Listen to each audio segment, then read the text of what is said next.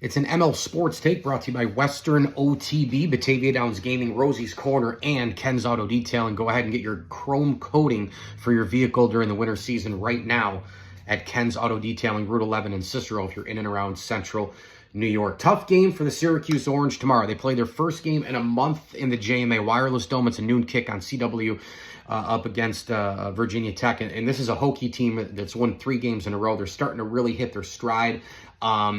A team that, really, that at Miami game, you look back at that and you go, man, that was probably the best game they played. They really, really should have won that game.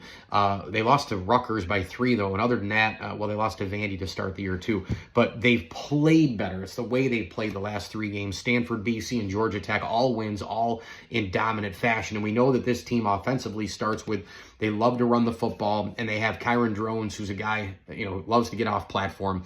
He likes to run it. He likes to throw it. He's got, my goodness, he's got 6 and 10. He's got 16 touchdowns so far for this Hokie team. So the offense is obviously led by him.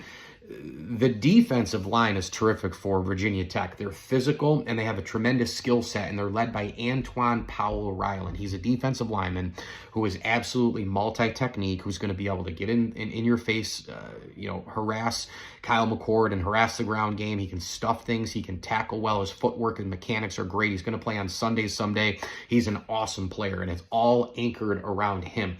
The question is, for me, Syracuse from last week, we're still kind of wondering what the hell happened in that Pittsburgh game. Offensively, McCord throwing picks left and right. I mean, that game was over early. And so you come home. Do you get momentum with the homecoming? The offense has got to get going in the beginning.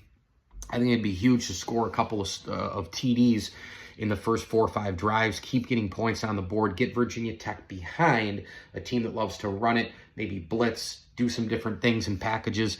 I think Marlowe Wax and Barron and Fidel Diggs and those kind of guys can do enough against drones, enough against sustaining, stopping the running game. And I think Syracuse gets back on track to an extent, although, again, the question mark is there because you just don't know what in the world that was against Pitt last week, especially, again, coming off of a bye.